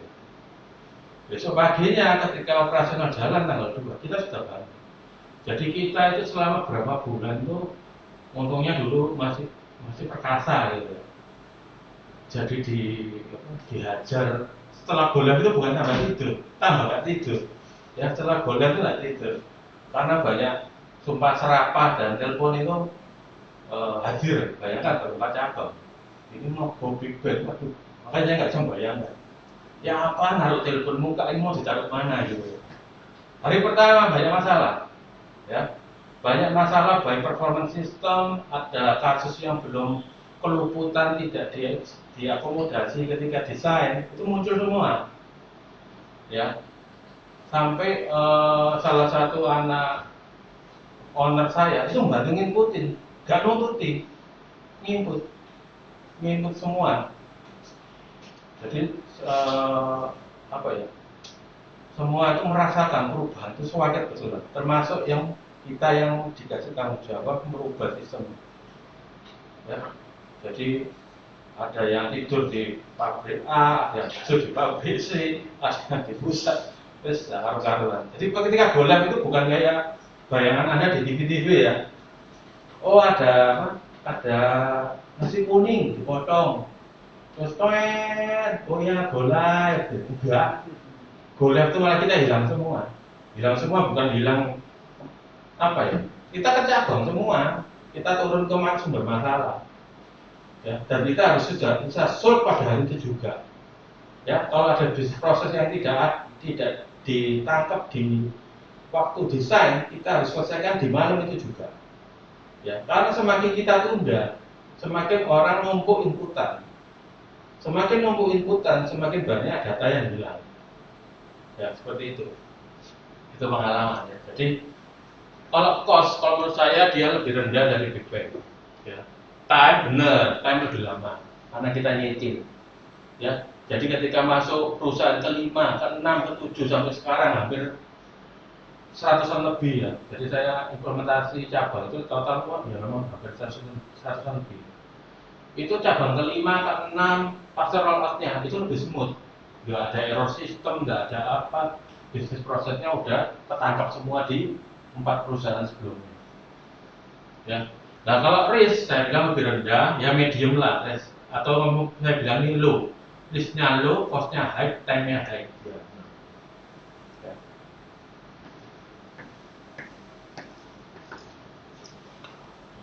Nah ini beberapa catatan untuk kerugian dan untuk kekurangan ya. Lebih detail.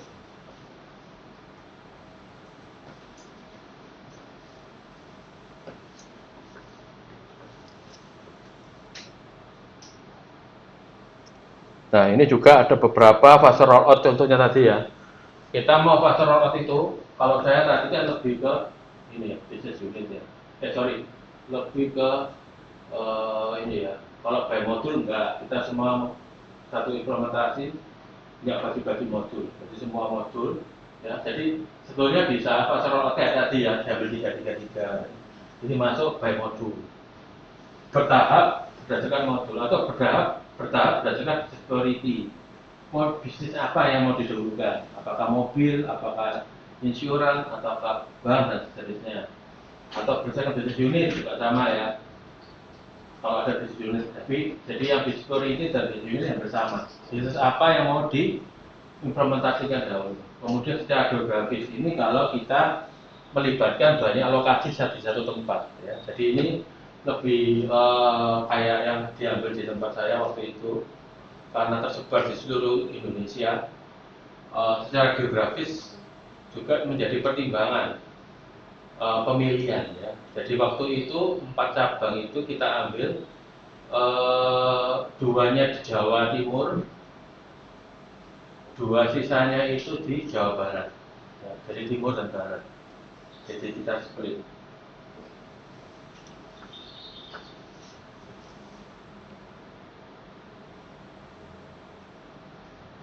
Nah ini ya. ERP yang paling sering diinstal pertama dulu ini ya. Ada payable, purchasing, dan ledger inventory. Jadi saya singkat ya, ini berarti finance, supply chain, dan sales.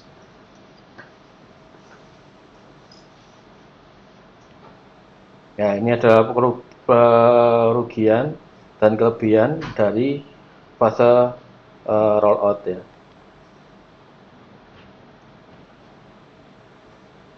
Nah, fase rollout ini biasanya untuk yang by business unit itu di-trigger karena apa? Perusahaannya itu banyak. Perusahaannya itu multi bisnis. Nah, dalam multi bisnis banyak sekali yang digunakan fase rollout berdasarkan business unit. Jadi saya bilang tadi ya, bukan fase rolloutnya ke gini, tapi ke gini. Ya, semua modul untuk bisnis A, semua modul untuk bisnis B di fase-fase waktu yang berbeda. Ya. Itu lebih dipilih untuk kalau bisnis kalau perusahaannya dalam perusahaan yang besar. Juga ada plus minusnya ya. Oke. Nah, kalau berdasarkan geografis ya pasti ya, kita namanya manusia kita pasti dibatasi oleh namanya kehadiran kita. Seberapa besar sih media online itu cukup membantu? Ya cukup membantu ya. Tapi kalau kita tidak hadir di suatu lokasi terjadinya peristiwa, kita tidak bisa punya gambaran yang lengkap. Ya, tahu maksud saya? Anda ditelepon sama Anda waktu ada di kejadian. Banyak informasi mana yang Anda dapat? Pasti dari kejadian kan, ada di sana gitu ya. Nah, itu yang tetap mau nggak mau. Kenapa kalau secara geografis online itu kalau live itu lebih baik tidak secara online ya. Lebih baik pendekatannya secara offline, Anda masing-masing datang ke cabang, biar masalah itu selesai langsung cepat selesai. Ya. Kenapa kok ini penting? Ya, karena apa? Di ERP itu ada yang namanya integrasi. Ketika suatu titik terhenti, maka titik lainnya akan terhenti. Ya, contohnya, ketika suatu masalah terjadi di produksi, orang tidak bisa menginputkan barang jadi. Apakah Anda bisa menjual? Menginputkan menjual? Tidak bisa. Ya, berarti apa? Ketika masalah itu terjadi, harus disolve dengan cepat supaya apa? Transaksi berikutnya itu juga tidak berhenti. Ya beda dengan manual. Kalau manual, semi manual, ya program, ya manual. Selama barang fisiknya ada, kelihatan ya jelas. Tak bikinkan nota. Karena kira-kira tangan gitu ya, stempel darah. Tapi kalau sistem, kalau perusahaan sudah sistem itu yang tegas tidak boleh mengeluarkan barang kalau bukan surat jalan dari sistem. Ya, tidak boleh. Nah, mau nggak mau apa? Berarti kan harus nginput tuh. Makanya itu di dalam penggunaan ERP itu harus punya tim. Ya, kayak saya bilang, tim saya itu namanya tim SAP, departemennya SAP. Jadi kayak hari-hari gini, ya Sabtu pabrik kerja itu kita terima telepon harus. Ya, jadi kalau saya ngajar gini, saya deringnya saya matikan. Tapi setelah selesai ini langsung ini mana yang telepon saya itu karena itu tadi setiap titik mandek berhenti nanti kita jadi dipertanyakan kenapa kok tidak disupport sehingga apa surat jalannya manual ya. Kirim barangnya pakai stempel tangan darah itu kayak gitu ya. Jadi kalau yang namanya sistem enterprise yang kemarin kita belajar itu adalah menjadi jiwanya perusahaan. Kalau sistem enterprise ngadat, maka perusahaan itu ngadat. Ya, sehingga ini memang perusahaan memang perlu alokasi banyak untuk investasi, termasuk punya tim IT yang agak besar. Ya, tergantung dari cabang. Ya, kalau sekarang aja misalkan saya ngomong 140 cabang gitu ya. Yang jaga 21 orang ya berapa persen? Dan yang jaga seperti itu. Ya, ini bisa dipelajari. Nah, ini paralel. Apa nih kok ada paralel ini? Ini juga ada jadi di Indonesia juga ada paralel. Jadi apa? Antara yakin nggak yakin. Maksudnya gini, antara yakin nggak yakin. Ketika golek, dua sistem berjalan bersama-sama. Ya, sistem lama tetap diinput, sistem baru ya diinput. Sakno cabangnya, tangannya keriting, bisa main keyboard piano gitu ya. Satunya ngikut sana, satunya ngikut sini gitu. Jadi ini adalah sistem lama dan baru itu dijalankan di saat yang sama, ya. Sampai user lama itu bisa meninggalkan sistem yang lama, ya. Jadi ketika go live itu sistem lama tidak dibuang, ya diberi tempo, tapi ya harus ngikut bareng-bareng. Ya, karena apa? Bisa jadi untuk memastikan apakah di akhir bulan sistem lama dan sistem baru ini angkanya sama. Ya, cek balancing antara sistem lama dan baru. Atau karena ya itu nggak yakin kalau bakal godam itu nggak yakin. Jadi ketika sistem baru beneran seminggu ketiga itu dipastikan nggak jalan, ada sistem lama yang lengkap, ya. Jadi ini termasuk fallback plan. Kalau sistem barunya nggak berhasil jalan, ada sistem lama yang sudah konsisten tetap dipakai itu. Ya ini termasuk fallback plan paralel.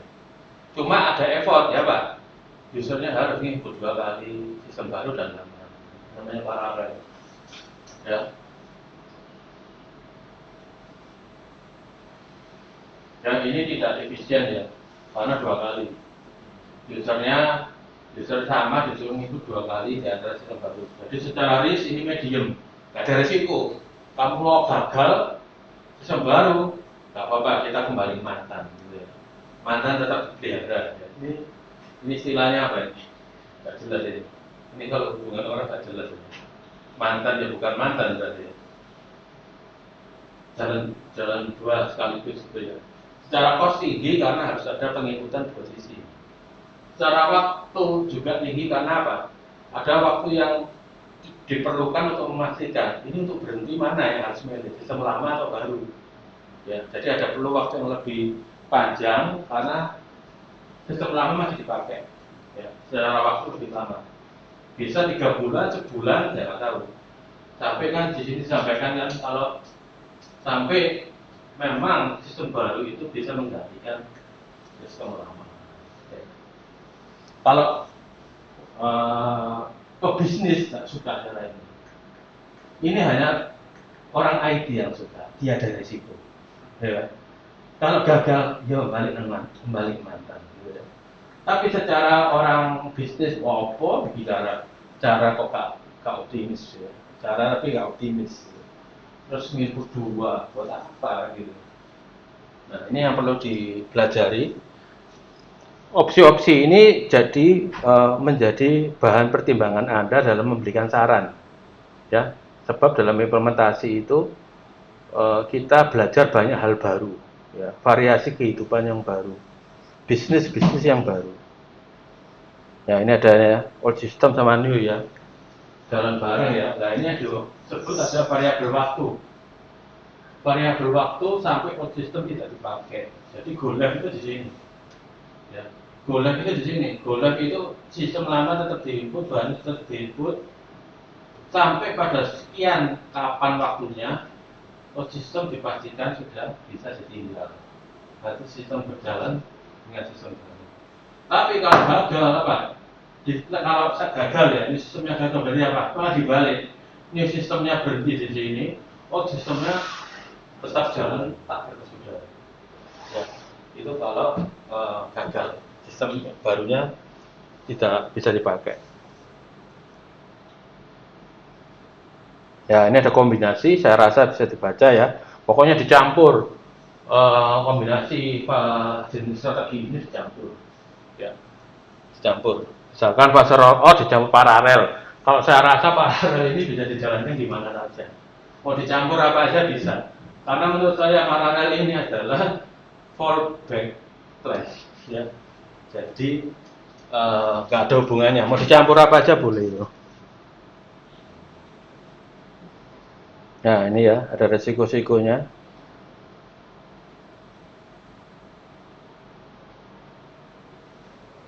Kombinasi ya, resiko rendah, biaya tinggi, waktu tinggi. Nah ini ada juga pilot ya. Kalau pilot lebih spesifik ke bagian ya, wilayah apa yang akan diimplementasikan. Nah mungkin saya langsung ke slide ini aja untuk perbandingan ya. Jadi perbandingannya adalah seperti ini. Nah, kalau kita compare antara Big Bang, fase, dan paralel dari Big. Ya, ini masing-masing ada nilai-nilainya. Ya, jadi di sini dari tabel ini bisa membantu kalian sebagai seorang implement atau juga memberikan saran kepada pemilik perusahaan itu pendekatan apa yang paling pas. Ya. Tidak semua case itu anti Big Bang, tidak semua case. Ya. Tidak semua kasus wah dihindari Big Bang yang risiko tinggi-tinggi ini dihindari, ya harus ya. Karena setiap kondisi case itu beda-beda. Ya kayak tadi saya bilang, coba cabangnya cuma satu loh, lah kok bingung Big Bang atau enggak? Ya Big Bang ya nggak apa-apa, cabangnya cuma satu. Ya, maksudnya pertimbangannya adalah skala kompleksitas. Ya, siapa tahu timmu banyak 50 orang, 100 orang, mau Big Bang ya nggak apa-apa, cukup. Ya, resource-nya cukup, nggak masalah. Konsultannya 100, perusahaannya cuma satu. Wah, ya enak banget. Ya, nggak usah mikir mau milih apa berhasil. Mau Big Bang lah, mau ini lah.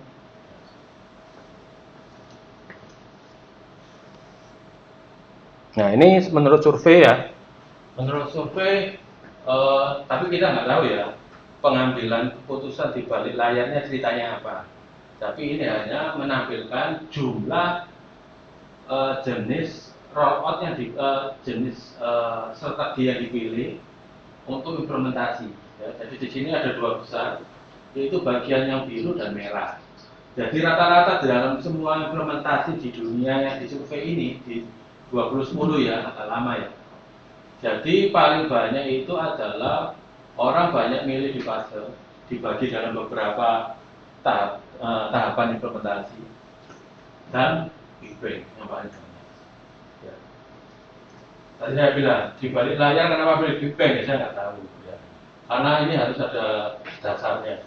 Kalau orang Big Bang pasti ya karena mikir datanya sedikit. Jadi Anda bisa dalami materi-materi di kedua metode ini karena ini yang paling sering dipakai.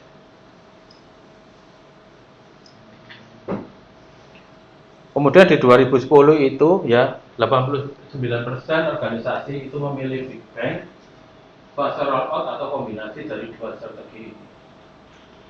Ya, dua strategi ini. Nah, itu aja dalam minggu ini materinya ya. Jadi ini masih terkait